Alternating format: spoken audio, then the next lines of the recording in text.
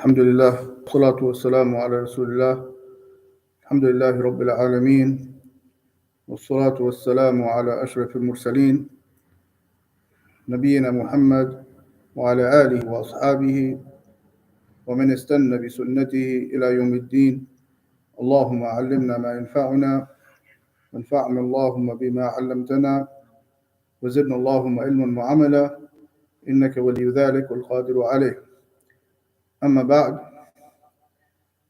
فهذا ودرسنا في شرح بلوغ المرام للحافظ ابن حجر رحمه الله وغفر الله لنا وله ولسائر المسلمين. وكنا وقفنا في باب الغسل وحكم الجنوب. So continuing now the class in fiqh on the explanation of the book of Ibn Hajar, Bulugh Al-Maram, and we left off in the chapter of the ghusl or the bath. When is it legislated when a person has to take a bath, meaning major impurity, meaning janaba. Janaba, we explained last time, is to have major impurity from either relation with the spouse or release of the money, like ihtilam, also wet dream, which would be release of money. So this is the reason why a person has to take a bath, meaning لا تصح عنه الصلاة حتى يغتسل, meaning his prayer is unacceptable until he takes a bath. That's why it's important to know this matter, so a person's prayer is accepted, because tahara min sharti as-salah, because purification is a condition for the prayer to be acceptable, as we all know. So we left off in the hadith in this chapter, hadith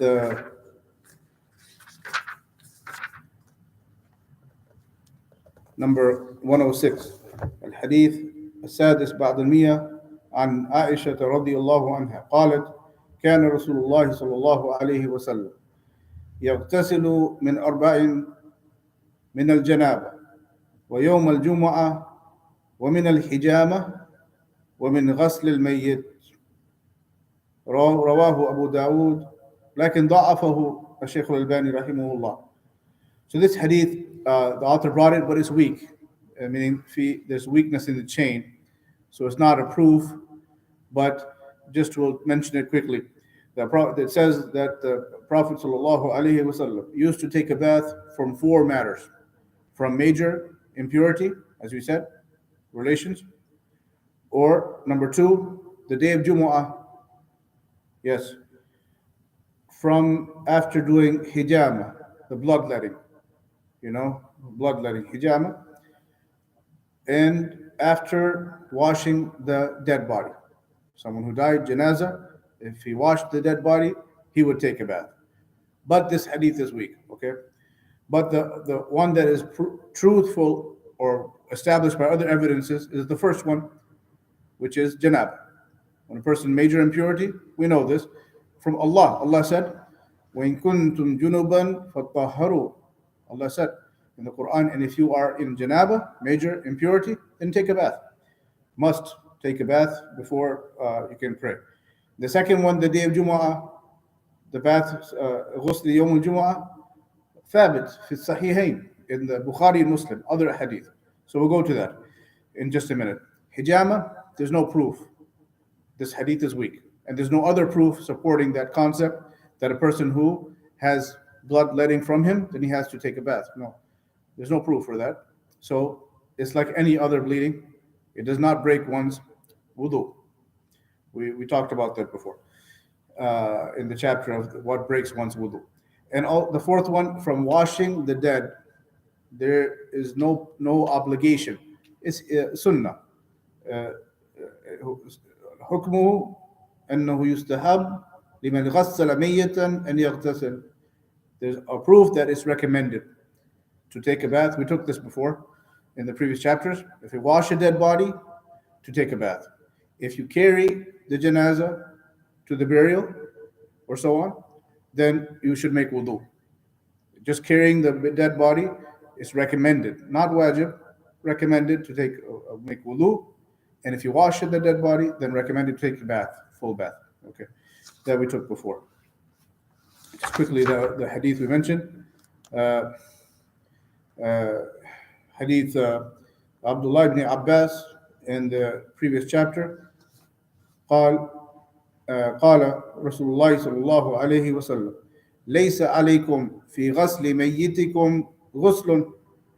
You don't have to take a bath if you wash your dead, a relative or dead, Muslim. إذا غسلتموه فإن ميتكم ليس بنجس. Why? Because he's not impure. The only reason we would have to take a bath is if we, got impurity on us, on our bodies, or we are in a state of sexual impurity. Neither is the case. This is just a dead body who is pure. فَحَسْبُكُمْ أَن تُغَسِّلُوا أَيْدِيكُمْ. So it's enough to just wash your hands from that. If you want to take a bath, it's recommended. Okay, now the next hadith, حديث السابع بعد المئة عن أبي هريرة رضي الله عنه في قصة ثمامة. Or before that, I'm sorry. We'll go to the ruling for the Jumu'ah. We'll go skip that hadith to hadith 108.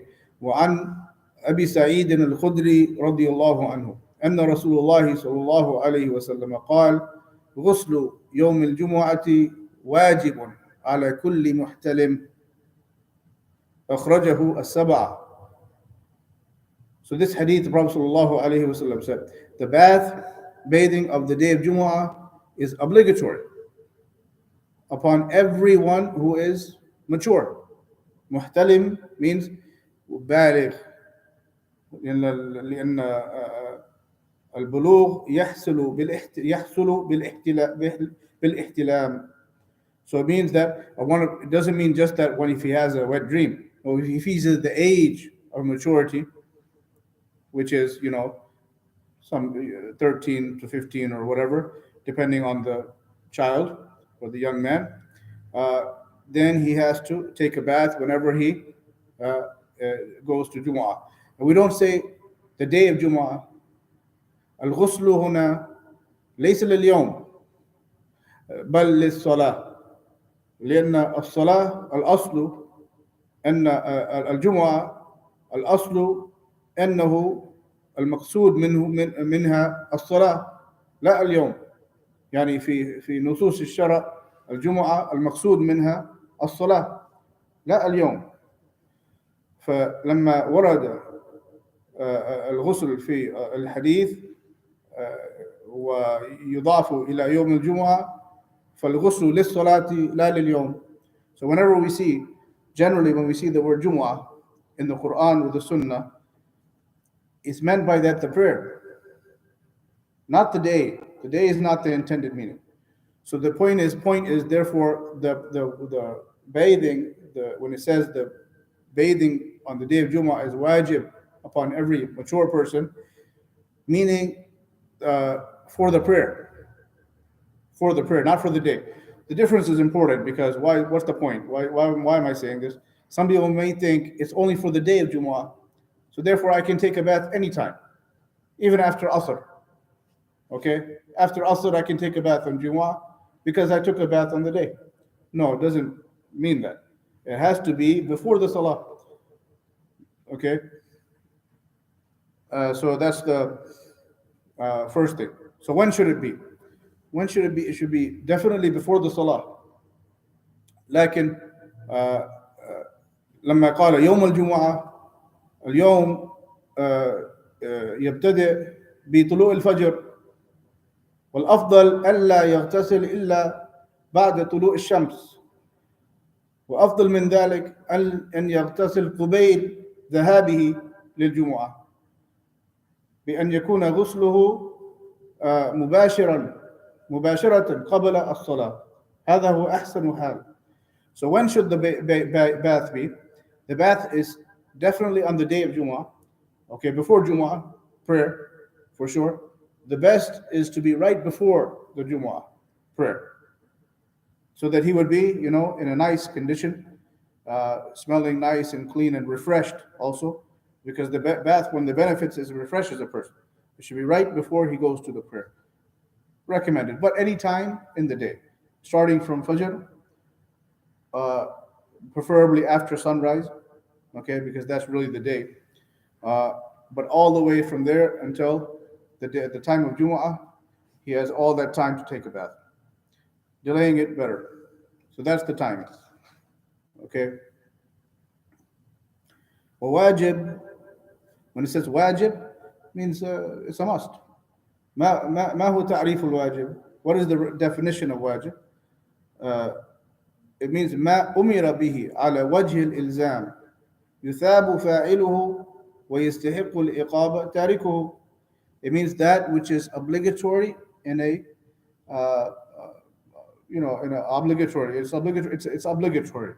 It's a must. It's ordered with, not for recommendation, but must. And the person who does it, therefore, he gets reward.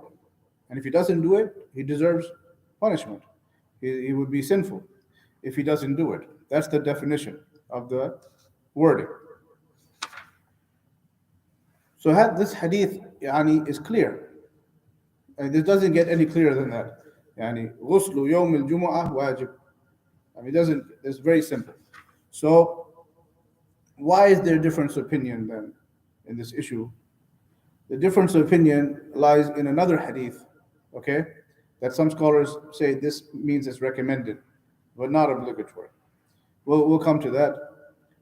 But to show also from the clarity of this hadith, غسل الجمعة واجب على كل محتلم مما يدل على الوجوب أنه علق الحكم بوصف يقتضي التكليف والإلزام. Also from the wording of the hadith we find the Prophet ﷺ connected the ruling to a matter, which is maturity, the age of maturity. And this age of maturity is generally connected with obligatory things. Okay? From that age, a person has to pray. From that age, he has to do a lot of things which were not obligatory before. So from that general concept of matters related to the age of maturity, when you put the bath in connection with the age of maturity, what do we understand? Likewise, obligatory. Okay, so all these matters indicate it's obligatory. Also, there's another hadith. This first hadith we mentioned is in all the books of hadith. غسل يوم الجمعة واجب على كل محتلم. بخاري ومسلم وأحمد وأبو داود والترمذي وابن ماجه والنسائي. All 7 of the famous books of hadith, all they have this hadith. Okay, so very high level of authenticity. There's another hadith in Bukhari. The Prophet ﷺ said, إِذَا أَتَى أَحَدُكُمْ الْجُمُعَةَ فَلْيَغْتَسِلْ. When one of you goes to the prayer of Jumu'ah, then he must take a bath. Okay, so that's another wording, a separate hadith. So when you go to the Jumu'ah, so this shows that it's connected to the prayer. Okay, so a person who does not obligatory, it's not obligatory therefore for him to go to Jumu'ah, then he doesn't have to take a bath on the day of Jumu'ah. Who is that? The woman. The woman is not obligatory for her to attend Jumu'ah. So if she's not attending Jumu'ah, there's no bath upon her. Likewise, a person who is excused, he can't walk, for example, or there's no way he can transport himself to the masjid. He's sick, then he doesn't have to take a bath on the day of Jumu'ah because he's not going to the prayer. And another hadith is not. It's a story, authentic also in Bukhari and Muslim. حديث عمر ibn al-Khattab رضي الله عنه. بينما كان عمر يخطب يوم الجمعة. Umar رضي الله عنه was one time giving khutbah on the day of Jumu'ah. He was a Khalifa at this time after the death of the Prophet sallallahu alaihi wasallam and death of Abu Bakr as-Siddiq. Then Umar became the Khalifa, as we know. إذ دخل عثمان بن عفان. Uthman the third best, of this ummah after Rasulullah sallallahu alaihi wasallam, he entered the masjid late, okay, for some reason. فتعرض به عمر فعمر لامه. He criticized him. He said, ما بال رجال ما بال رجال يتأخرون بعد النداء. He said, why do some people come late after the adhan has been called? Because we know we're supposed to come early unless we have a reason. So فقال عثمان replied, يا أمير المؤمنين ما زدت حين سمعت النداء أن توضأت. He said, oh leader of the believers, addressing Umar, the Khatib, he said, I did not delay at all after I heard the adhan, except that I just made wudu. I just took I was didn't delay on purpose. I just I just made wudu and I came as quickly as I could.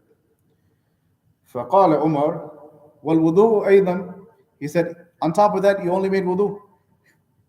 You didn't take a bath. He got himself in more trouble. So he said, ألم تسمع رسول الله صلى الله عليه وسلم. Didn't you hear the Messenger of Allah, Umar is addressing him, saying, إذا جاء أحدكم إلى الجمعة فليغتسل. That the Prophet صلى الله عليه وسلم said, when one of you comes to Jumu'ah, then he has to take a bath.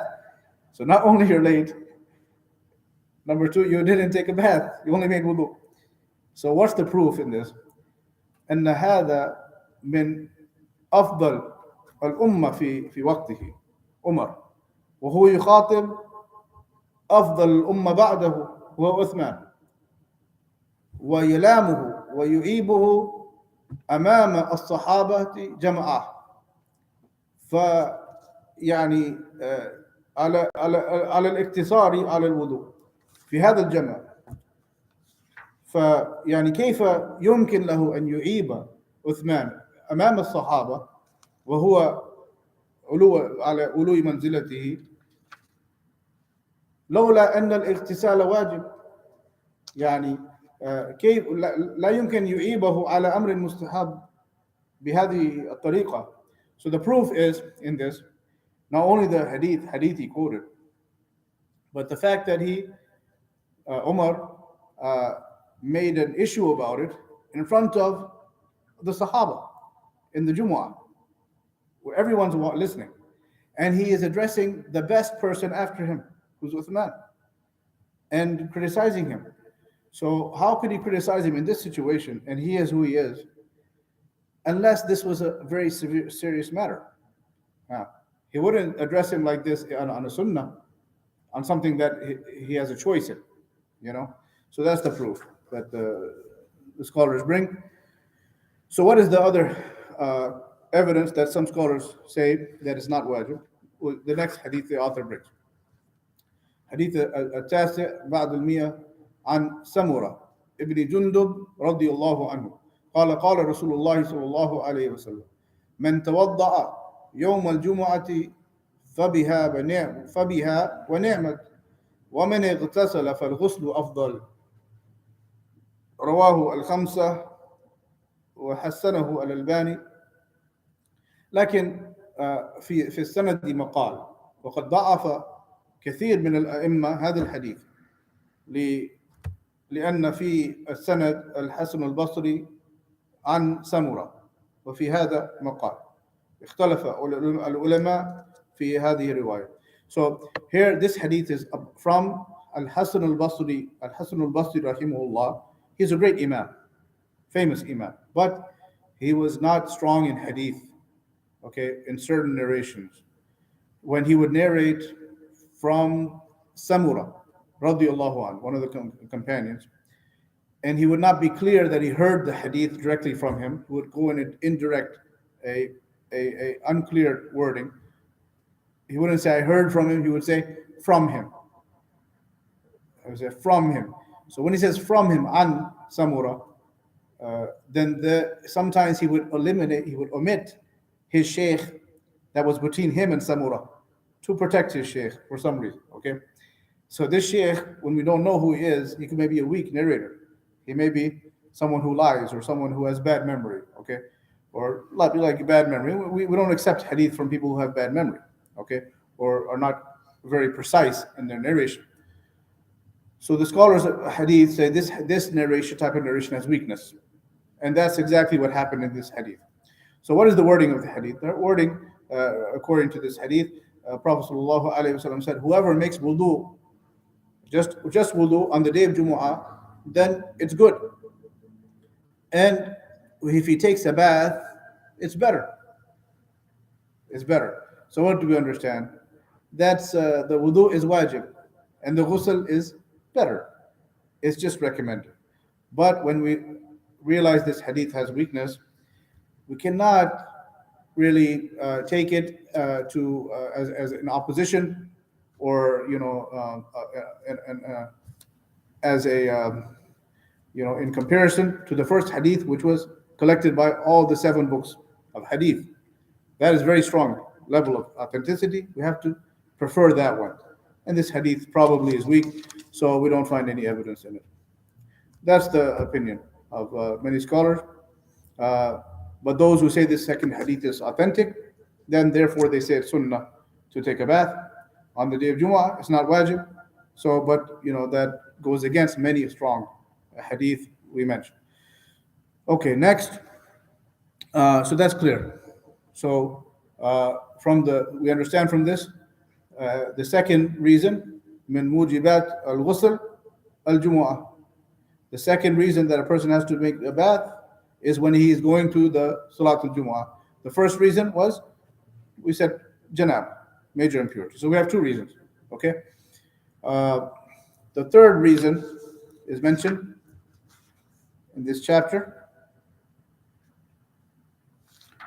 in the hadith السابع بعد المئة, hadith 107, عن أبي هريرة رضي الله عنه في قصة ثمامة ابن أثال سيد أهل اليمامة عندما أسلم وأمره النبي صلى الله عليه وسلم أن يغتسل.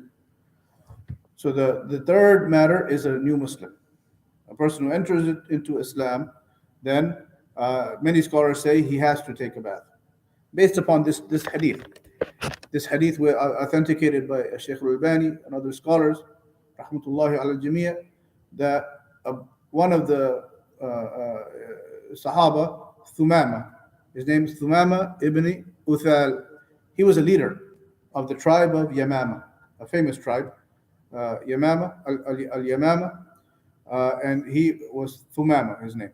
Thumama, he was one time كان في سفر فأسر فأخذه خيل النبي صلى الله عليه وسلم فأسر وجيء به إلى النبي صلى الله عليه وسلم في المدينة ثم قيده وأمر قيد ثمامة بالمسجد بسرار المسجد بسارية المسجد.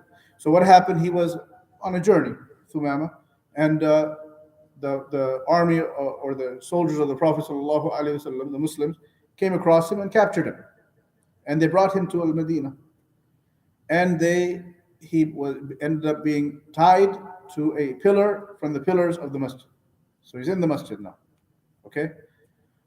وكان النبي صلى الله عليه وسلم يمر عليه. So the Prophet sallallahu alaihi wasallam, as was his habit, he would pass by people, even disbelievers, in this fashion, and he would offer him, to enter into Islam, because he was sent to as a guidance, not to destroy and to plunder and kill. No, first objective is that to guide the hearts to Islam.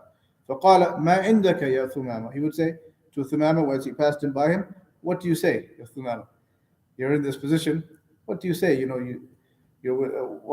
do you think about if you become Muslim, okay, and we take you out of this situation, and you have your wealth and you have your honor and everything, and you submit to Allah subhanahu wa ta'ala as your creator.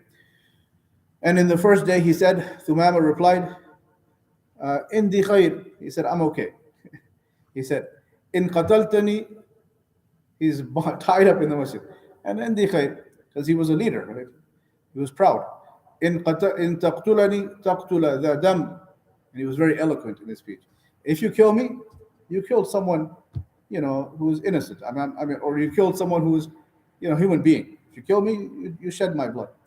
وَإِن تُنْئِمْ عَلَى شَاكِرٍ. And if you have generosity to me, then you have generosity upon one who is grateful. وَإِن تُرِدِ الْمَالَ فَسَلْ مَا شِئْتَ. And if you want money to ransom myself, I'll give you what you want. So the Prophet ﷺ left him. Then he came back the next day. And he said, مَا عِنْدَكَ يَا ثُمَامَةَ. What do you think now? Second day, he's still bonded. قَالَ عِنْدِي خَيْرٌ. Same thing. I'm fine. If you want to free me and be nice to me, I'll be grateful to you. The third day, same thing. مَا عِنْدَكَ عِنْدِي خَيْرٌ. No problem. After the third day, the Prophet ﷺ said, أطلقوه, let him go, free him, although he never became Muslim. It shows the Prophet ﷺ was merciful, and pardoning, and didn't take revenge on people, although he was an enemy. So he said, let him go. فكان في هذا الإطلاق ملك له في الواقع. So what happened? He was so grateful, Thumama, as he said, if you free me, if you're nice to me, I'll be grateful. فذهب إلى حائط واغتسل ودخل المسجد وقال أشهد أن لا إله إلا الله وأشهد أن محمد رسول الله. So he just went out a bit to gardens around Medina, outside the masjid, and then he took a bath. That's the point. He took a bath and he entered the masjid. And he said, to testify to La ilaha illallah Muhammad Rasulullah. So then he said, Ya Muhammad, Wallahi, ma ala al-ardi ahadun abghadu ilayya min wajhik. He said, yesterday, just before, there was no one who I hated more than your face. وَلَقَدْ أَصْبَحَ وَجْهُكَ أَحَبَّ الْوُجُوهِ إِلَيَّ. Now your face is the most beloved to me because of the good dealings. Al-Mu'amala, Al-Tayyiba, how he dealt with him and was kind with him, although he was a disbeliever. So then he said, he was actually before he was captured, he was on the way to make Umrah. He was on the way to make Umrah to Mecca. فقال يا محمد, after he became Muslim, إن خيلك أخذوني وأنا أريد العمرة فما تأمرني أن أمضي أو أرجع. He said, I was on the way to make Umrah and then I was captured. What should I do? Should I complete my intention and go ahead and make my Umrah? He said, go ahead, make your Umrah, you're Muslim, no problem. But this was at the time when Mecca was in the hands of the Mushrikeen, Quraysh. فَلَمَّا دَخَلَ مَكَّةَ سَمِعَهُ أَهْلُ مَكَّةَ يُلَبِّي. And when he entered Mecca, he said, لَبَّيْكَ اللَّهُمَّ لَبَّيْكَ, with the talbiyah of the Hajj or Mu'tamir. So the people of Mecca said, Sabaht. They said, you tarakta dinak, you left your religion, you apostated, you were with Muhammad. He said, no, I'm following my natural way now. I'm upon the truth. Yeah, but he became angry when they accused him, made fun of him. He was a leader of a tribe, not only any tribe. He was a leader of a tribe that used to give provide the grains to the people of Mecca, and he could cut them off. So he threatened them. He said, "Wallahi, la ya'tikum minni habba illa bi'idhn Nabi sallallahu alayhi wasallam." He said, "By Allah, you will not receive even one grain from me, except by the permission of the Messenger of Allah sallallahu alayhi wasallam." So, they were in a difficult position now. If they don't get grains, they'll starve, and they'll be cut off. They'll be, boycotted by him and his tribe. They went to the Prophet sallallahu alaihi. They sent to the Prophet sallallahu alaihi wasallam in Al-Madinah. They said, Quraysh, innaka la tasilur rahim. They said, "Oh Muhammad, you're good to the family. We're your family now." Now they're begging. وَهَذَا ثُمَامَ مَنَعَ مِنَّا الْحَبِّ. This is Thumama. He boycotted us. So please ask him to be nice with us. So he said, sallallahu alayhi wasallam, أَرْسَلَ إِلَيْهِ وَأَمَرَهُ أَنْ يَأْذَنَ لَهُمْ. So he, sallallahu alayhi wasallam, had mercy again, also upon the people of Mecca, although they were his enemy. So he told Thumama, it's okay, deal with them. Go ahead and trade with them as you used to before. Don't cut them off. So that's the story.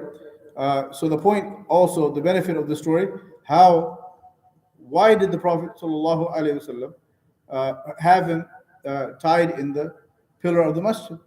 في سارية المسجد لكي يرى المسلمين وصلاتهم وتعاملهم وتحابهم وأخلاقهم الجميلة تأليفا له على الإسلام, so that he would see the prayer of the Muslims and he would see how they are organized and how they respect and how they have the good dealings and the love between each other, and all this, so his heart would be softened and bring him to Islam. So it wasn't to put him down, it wasn't to humiliate him. Some people think he was there just to as a humiliation. No, there's a benefit, there's a wisdom behind everything the Prophet ﷺ was ordered to do. And also it shows from this the permission for the disbeliever to enter the masjid. Okay, some people think no, he's najis, he's filthy. No, he was najis, like in najasa ma'nawiyya, la hissiyya. We say the impurity of the disbeliever is spiritual, the shirk and kufr in his heart, not physical. By this proof, if he was physically filthy, he would not be allowed in the masjid, right? Also, if the Christian or Jewish woman, disbeliever, was filthy physically, then how could the Muslim man marry her, which is allowed? As long as he's strong in his religion, he can marry the Christian, and she may become Muslim afterward. But if she's filthy, they can't touch her, which is obviously in marriage would not be possible. So this thereby we understand the ayah, the statement of Allah, يا أيها الذين آمنوا إنما المشركون نجس فلا يقربوا المسجد الحرام بعد عامهم هذا. So when Allah said in the ayah in Surah At-Tawbah, O you who believe, indeed the mushrikun, the polytheists, are filthy. So let them not come close to the Masjid al-Haram after this year. So this, some people say najis, but najis here means spiritual. So that we understand this ayah according to the other text, and that's very important. That a person should when he sees an ayah or a hadith, he should not isolate understanding just on that hadith, but he has to put it in context of the rest of the religion.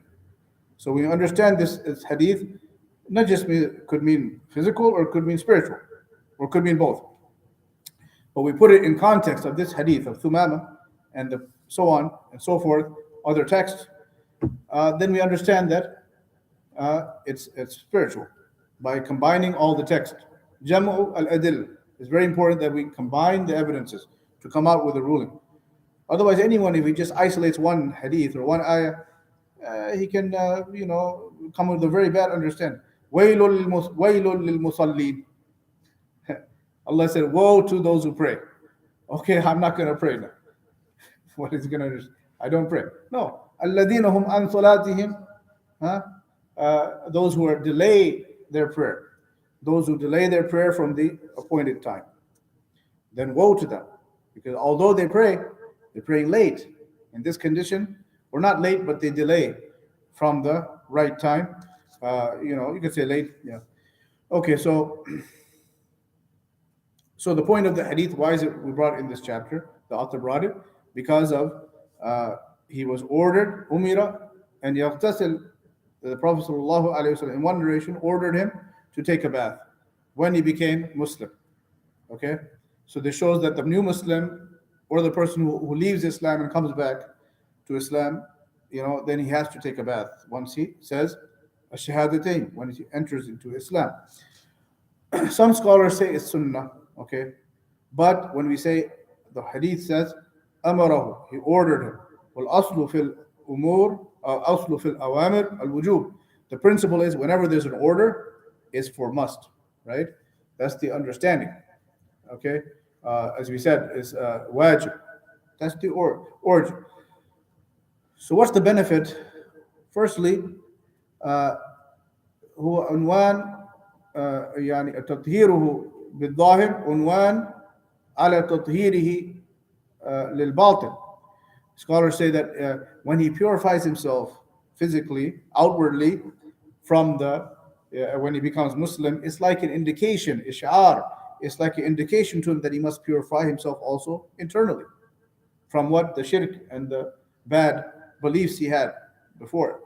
So it's indication that he's renewing, he's cleansing, not just physically when he becomes Muslim, but he must indication he must cleanse all the baggage that he brought with him from the jahiliyyah, the ignorance, from shirk, and worse than that, or less than that. It could be, some people have, personal baggage, personal or cultural things that go against Islam, or racism, or bigotry, or looking down on others, or hasad, or envy, okay, or arrogance, or things that go against Islam. Must purify himself with these internal matters, as just as he purified himself physically with the bath, with the water. Also, the benefit the scholars mention of the bath, أنه يبعث على التنشيط والهمم العالية, that the bath causes him to be motivated. It's like a fresh start. Whenever even a person who takes a bath as a regular Muslim, it's like a fresh start to the day or to his task, and it gives him energy and invigorates him. And it's cleanliness, of course, cleanliness physically. And so all these benefits. So when a person comes, and says Shahadatain, new Muslim, we should have to then therefore order him to take a bath and advise him with these matters, that of cleanliness and so on, and cleansing spiritually as he's cleansed physically. Okay, what else should a new Muslim do as related, as a benefit from this hadith? Huh? Huh? No, I don't. No, not. I don't know about that. But physically, what he has to do? What does he have to do physically to his body, or to get himself in the correct, uh, way that he's supposed to be, from removing the filth from himself?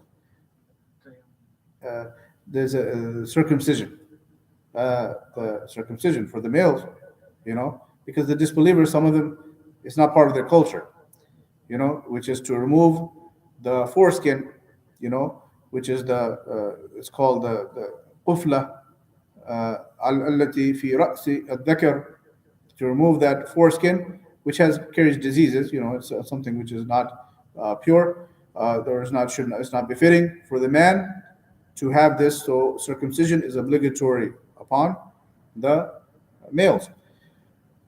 Okay, the third thing is to remove the hairs, the body hairs, because they don't have it in their, in their upbringing. A lot of them, the cleanliness, so they have the hair, sha'r al-ibat wal-ana, the hair of the armpits, and the pubic hair and the private area. This should be removed. They should tell them.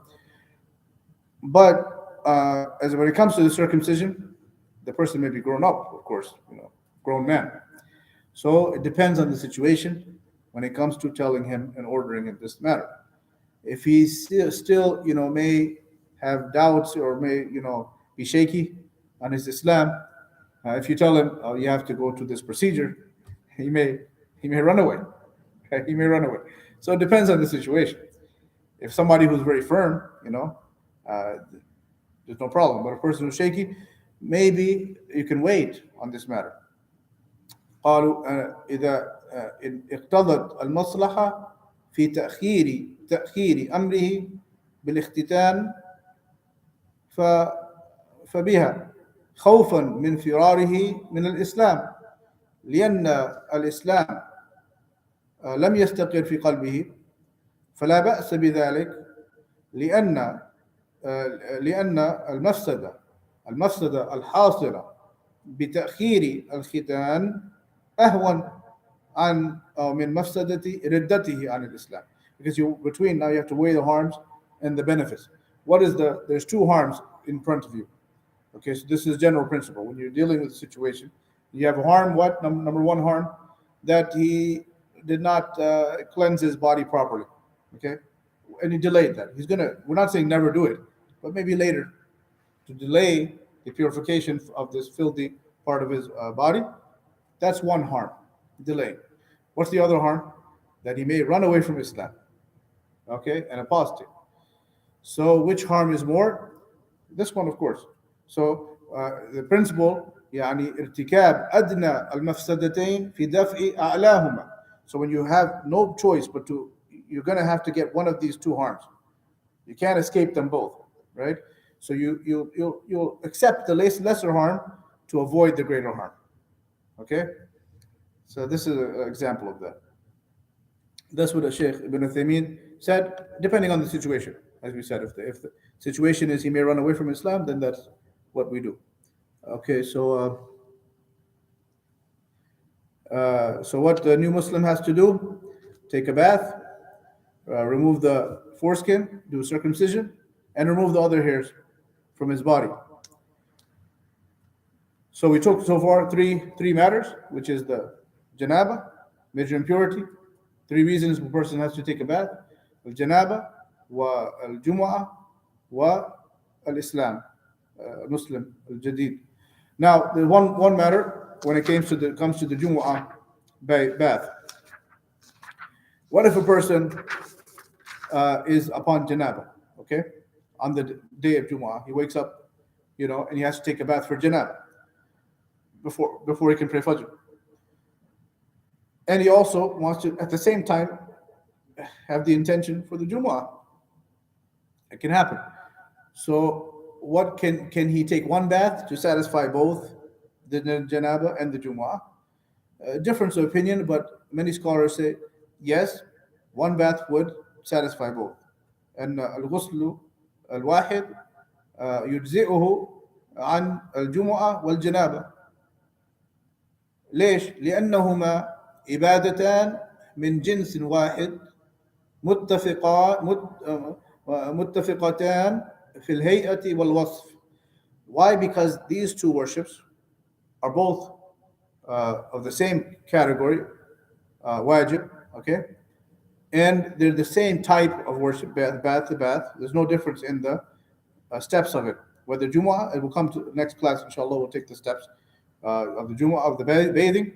But whether it's the Jumu'ah bathing or the Janaba, impurity bathing, to remove the major impurity, either way, it's the same thing. So you could do one bath and satisfy both. Like two birds with one stone. Okay? But if that condition happens, he should have a primary intention. Which one will it be? Janaba. His primary intention has to be Raf'i al-Hadath, because this cannot be satisfied except with an intention. If he comes to Jumu'ah, it's just the day. This is the intention for the bath would be intention for the day. This does not, intention would not satisfy the removing the impurity. That is the primary. So a person, when he wants to go take a bath, his primary intention is the janaba, and then secondary intention under that, yani yandariju fihi ghuslu al-jumu'ah. Under it comes the intention of the day of Jumu'ah. So that's the proper way. If he flips it and says, I'm going to take a day, my intention is the Jumu'ah, and secondarily the janaba, no, it's not going to work. Then he has to take another bath with the proper intention to remove the major sexual impurity.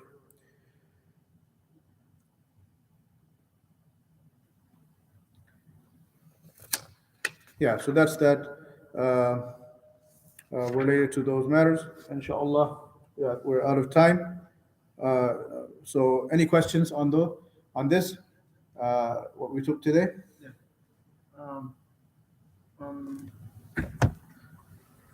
The Jumu'ah, mixing it with Janab, yeah. Can you also have the intention to do wudu with the same?